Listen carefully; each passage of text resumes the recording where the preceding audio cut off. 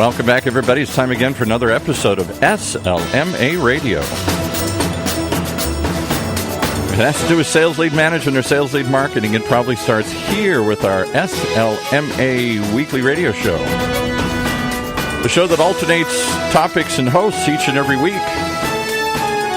Today our guest host is Marianne Vanilla, the CEO of the Vanilla Group. Marianne's been a frequent guest in the past, and this week she sits in as our host chair as they talk about the real alignment between sales and marketing in B2B. Hey, Marianne, you there? Yeah, I am. Thank you, Paul. Okay, well, welcome back. We've got you on the other side of the mic this time here, and we're here to help facilitate your conversation in any way possible. Who'd you bring along with you today? Awesome. Well, today the title of the program is The Real Alignment Between Sales and Marketing in B2B, and our guest is Diane Updyke of Updyke Consulting. So during the show, we're going to talk about how modern sales teams operate effectively using tools, automation, critical thinking, and then build pipeline and get deals across the line. So I want to welcome Diane. Hi, thank you, Marianne. It's a pleasure being here. It's always a privilege to engage with you, and it's great to be part of the Sales Lead Management Radio team. So, hi, everyone. Yeah, it's really great to have you. And, I was excited about our conversation today because your career in sales has had you on the front lines of many emerging trends in marketing and sales technology. And you said something the other day that was just spot on about 3 areas that this topic really encompasses. And it's really the net of what it all boils down to is marketing has to feed sales, sales has to feed themselves, and sales has to feed back to marketing. And I know that both of us have seen platform concepts come and go. And what do you think has been the most transformative on the actual sales process? Yeah, I would say with those 3 dynamics probably come 3 areas. And for marketing feeding sales, I'd have to say it's marketing automation because it was a way to prime the buyer and determine which of them is a lead for sales. So it created the integration of these 2 disciplines of sales and marketing as the owner of the entire lead funnel. And it also just spawned this entire, Martech industry, of which there are now over 6,000 vendors. So if you out there are in marketing, I'm so sorry. So that's one. The other is, the obligation for sales to feed itself. And so obviously the crux of that, especially with Dreamforce, is CRM. And it created a way for sales to be the center of its own universe. And we developed this repository of opportunities and of contacts and built this entire data store that we can now get analytics from to improve our process. So it gave the way for sales managers to actually create a discipline for sales. And then the last on the feedback, it's our obligation to, send feedback back to marketing just so they can better feed us. Because if we don't do that, then we're going to miss out on finding prospects. We're not going to go into the new prospects that may be interested in us, but all the fringe testing we do of who else wants our product. And then the people that should be talking to us that just don't know about us, there's no way to get there without doing this. And so, one example, I use this one product called Wiseline, and it integrates Salesforce and Intercom. But it's a way that the reps within their opportunity in Salesforce could put features that were affecting their deal. And they could put, I didn't get the deal because of that, or they could just put, the customer is asking about that. And so it goes into Salesforce and it feeds automatically back into development. So they can look at that and again to put revenue aspects to the features in their decisions on what they're going to do next. But all that said, I don't think anything has been as transformative as probably what's to come. So with the IoT of things that can give us better targeted selling and just more real-time knowledge to the reps, there are things like, there was this article, if you guys want, by Buzzboard and Boral Associates, I can send it to you if anyone's interested. But how do we begin to use voice assistants like Alexa? So what if I could ask, how much does company A spend on digital advertising as I'm getting ready to go into a meeting in real time without looking through, the internet and the profiles and the opportunity and all the notes I've ever taken? Or what if I could say, Alexa, what top executives at company B are in the news? So I think the way that we'll get real-time data will be even more transformative than what has come before. Yeah, I think that those technologies are just barely scratching the surface right now. I know I partner with a company called Balto Software, and for SDRs and account reps and really anybody that talks on the phone to their prospects, it's such an awesome tool that incorporates AI and makes for a much richer conversation. What do you think that companies can do better with marketing automation today to support what's happening on the sales team? Yeah, probably two areas on that. One is attribution, and the other is multi-channel. So, attribution is attributing a marketing event or a campaign to the prospect lifecycle, so that we can answer, right, how do they find us? How do they become interested? Well, that's really hard to do. Mobile companies like AppsFlyer are a little bit better at this because they're integrated with my social channels like Facebook and the mobile platforms to provide this sort of full view of how is my customer engaging or my prospect engaging with me, which kind of brings me to the second point, which is if marketers could do a better job of providing this omni-channel view of a prospect into sales. And it requires sales and marketing integration in their platforms, which I think a lot of companies do, but they don't necessarily feed all the history into a sales world to say, what are all the touch points this marketing had married with everything that I'm doing with sales so I can better understand the buyer's journey.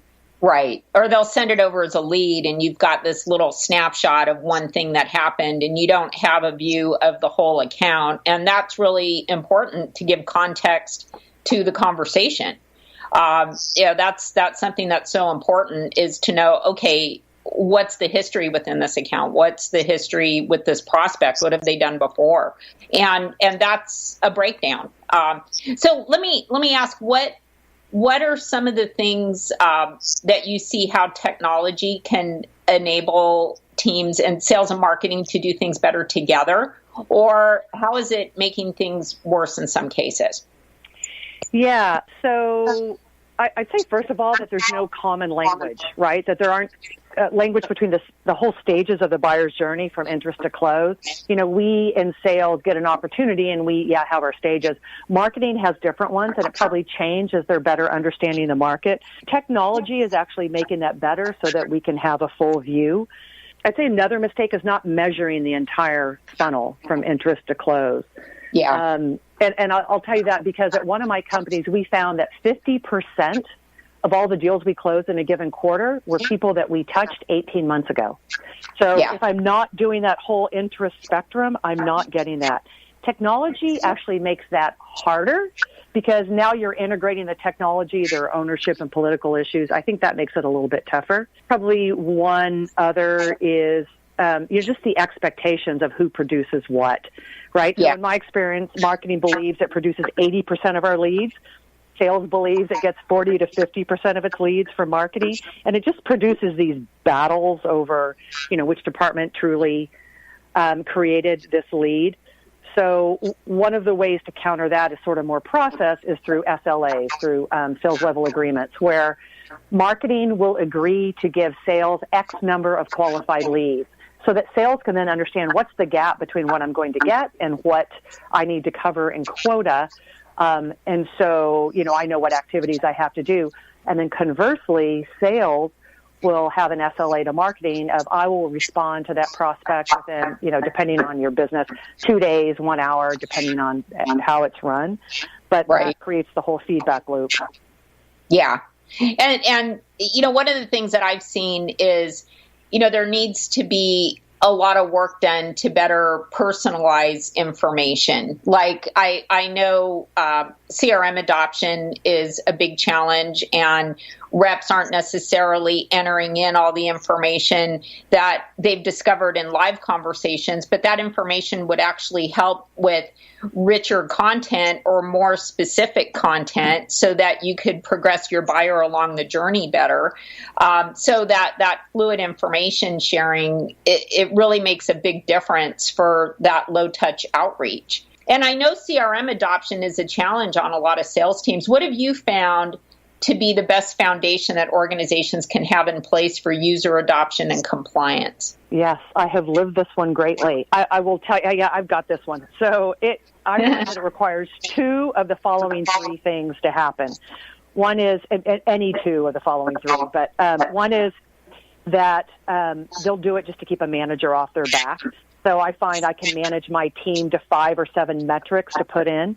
I may monitor more, I may review more, but I may not hold them accountable, because if you do it too many, then it becomes a burden of input, and you might get nothing. And so, for example, I'll have a dashboard, a team dashboard that shows deals that have been forecasted, but have had no activity for the last X number of days. Right. Like, for instance, 21 days. And so they will know, okay, then our discussion is about what can we do to move that up or off. The second thing is if the rep finds benefit, right? So I'll give you an example. There's a product called Panda Dock, and it allows the reps to create proposals. What's it called? With Panda Dock. Yeah. Within the CRM. But it's only if the rep has filled in the right fields in order to do that. So the proposal will be generated, and it will be tracked, and they'll know if it was viewed or forwarded. All the comments get fed automatically back into the CRM, so that the rep has one place to go for the opportunity, and so for all the dialogue. So because it saves them a ton of time, it gives them the whole proposal history, they're more likely to fill out the fields in CRM. So that's the second one. And then just the last one is if it's easy and seamless, if they don't have to do notes twice, once during the meeting and another in the CRM, right? Because then they just put shorthand in the CRM and don't give the full color. So if any of those, 2 of those 3 happen, they're likely to adopt. Yeah, exactly. And those are some great recommendations. What are some of your favorite tools for sales teams that are out right now? So you're talking about software, right? Yeah. Uh-huh. Yeah, software tools. So it depends on whether, you're a manager, right, or you're a sales rep. So for managers, my favorite right now is Gong. And what it does is it records the calls. And so what it allows me to do is I always say, I'm going to go on 5 calls this week with my reps. And then, it just all gets in the way with meetings and fires and everything else. So, okay, I'll go on 3 calls. But what it allows me to do is listen to calls on my own time. So I'm still engaged in what how the rep is describing us, what the customer is saying, what are the key points. It takes it records it, but it also structures it, parses out keywords. I can view how much we talked versus they did. I can look at patterns in all of our descriptions. And so it's also a good training tool for new reps. So that's one for managers. For sales, let me parse that out real quick, and it depends on the role. For SDRs, I think they need an outreach cadence that allows multiple touch points. Like, I'm going to send an email, I'm going to make a call, I'm going to do a social interaction. Yeah. And for those, I like Sales Loft and Outreach. Yeah. And then the last one for enterprise reps, probably 3 quick areas I'll say. One is nudge.ai, which is relationship intelligence. How do I get to someone to have the conversation? Just the classic of Zoom Info, which tells me about companies and contacts.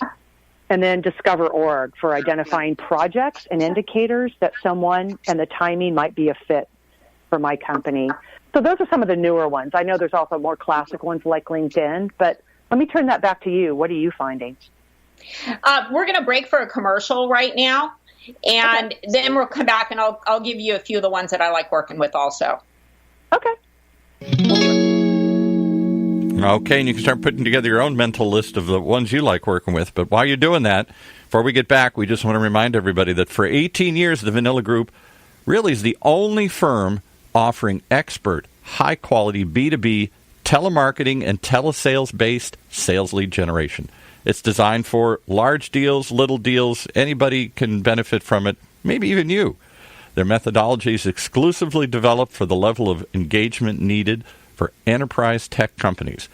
Their Telesales 2.0, which is a trademark model, is unmatched for delivering active sales leads, meetings, and real pipeline development.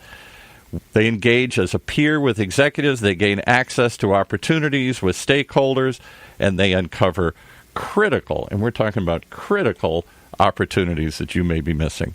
For all that and more, simply go visit the vanillagroup.com, just like it sounds, VANELLA group.com, vanillagroup.com. All right, I'm curious to hear now. Marion's going to come back with her list. Okay. Thanks, Paul. Paul's an awesome producer. Yeah, there's a few things that I really like right now.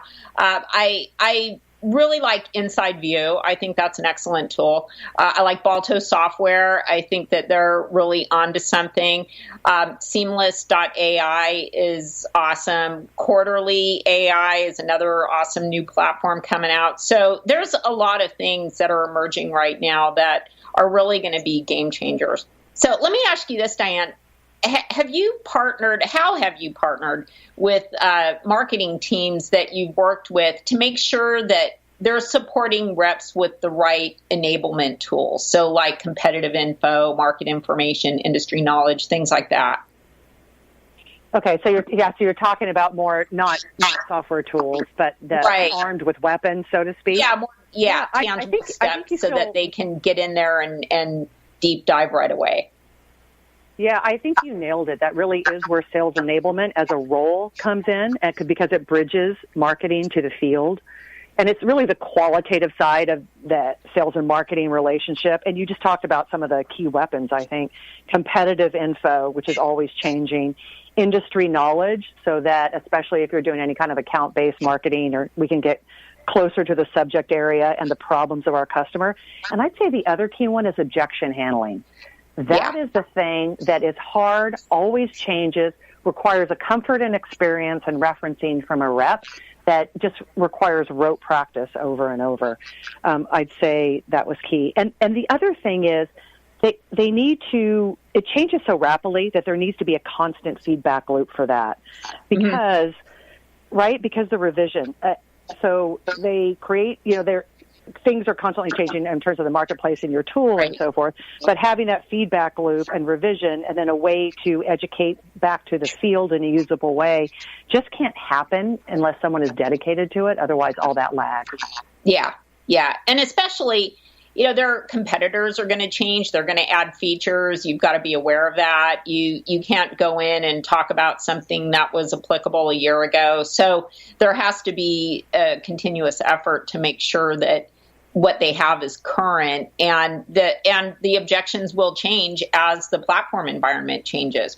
So, and I know one of the things, that a big breakdown that I've seen is you've got all these sources generating leads. So, it could be shows, it could be downloads, it could be, whatever it is, and it all kind of nets down to a link in the CRM. So what do you recommend sales management does to ensure that their team does their homework on prospects before they call them, make sure that they prep for engagements? What are some easy things that they can do to have some continuity around that? Yeah, so there are tools that we can give them, but, it's really up to the rep, and all the action is up to them. And if they have a passion about the subject, they will do it. Some of the things that they can do, but it's still, again, up to the rep, is social stalking. Right? Every one of the every one of the prospects to whom they'll talk has some kind of social footprint. And so begin to get on their profiles and understand and like their tweets. And there's a lot actually that you can tell about how somebody creates their profile on LinkedIn that will help you in the sales process. And I won't go into the details on that. The other thing is industry networking. We don't go to our subject, marketing automation. We go to, whether it's retail federation or banking or whatever the subject area is, go to where those prospects are. Right. And then it's staying current on their company news and, published reports. But for the long term, one of the best things they can do is, especially enterprise AEs, can build his or her own brand. They can share, they can publish, they can contribute, they can be part of the conversation. And there's tools like Buffer and tools where, as I'm reading an article online, it'll put it into a repository and allow me to easily, socialize that out later. And there's a bunch of tools like that. But in the end, it really is the responsibility of the rep. You use what? I use Buffer. I love Buffer. It's awesome.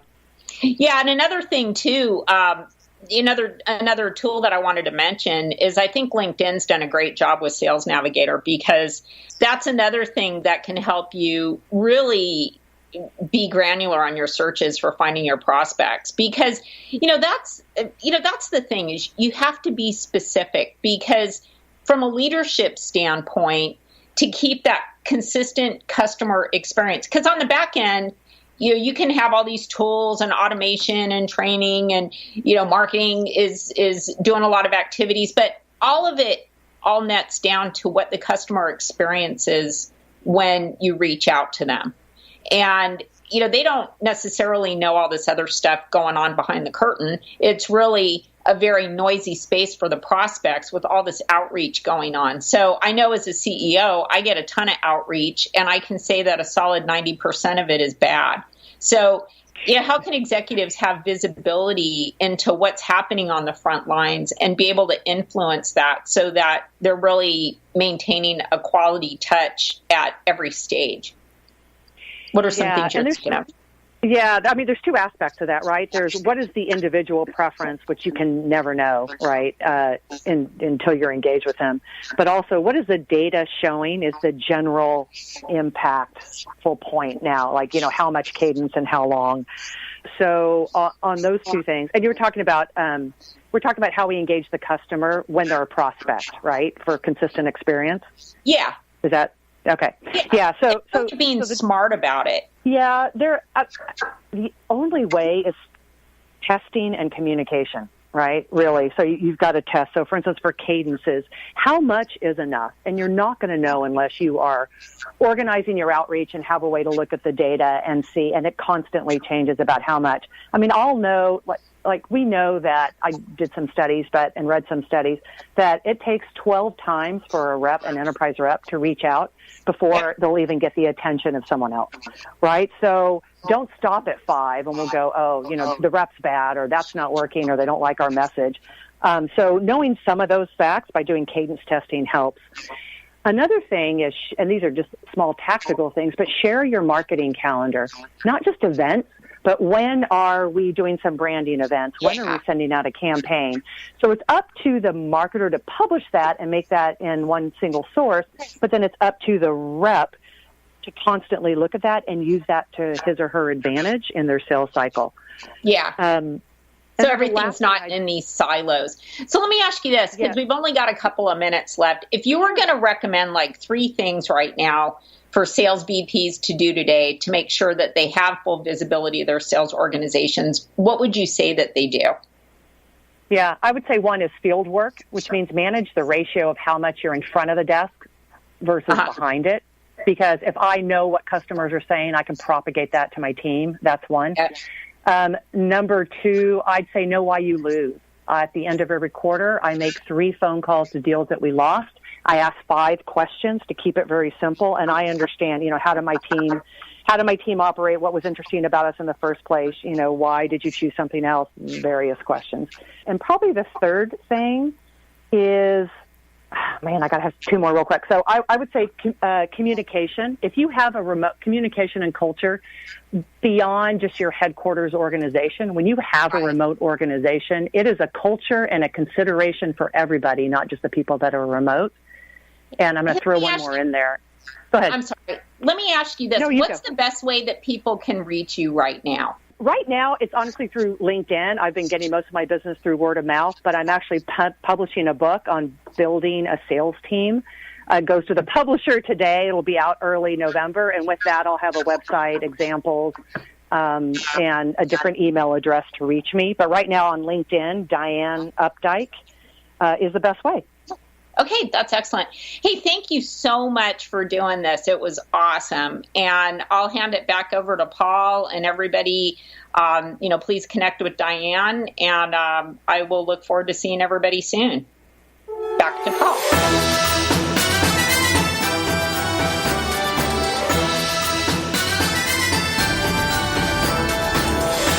You've been listening to another episode of SLMA Radio, right here on the Funnel Radio Network for at-work listeners like you.